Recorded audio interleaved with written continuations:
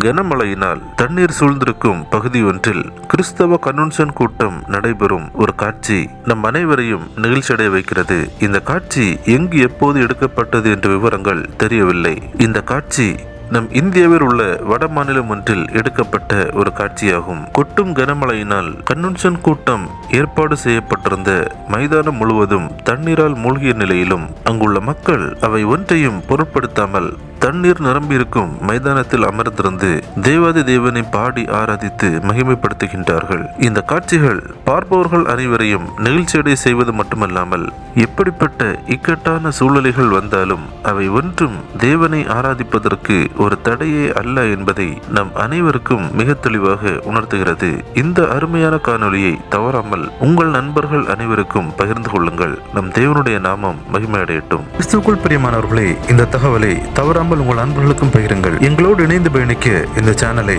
Subscribe செய்து கொள்ளுங்கள். தேவன் தாமே உங்களை ஆசீர்வதிப்பாராக. ஆமென்.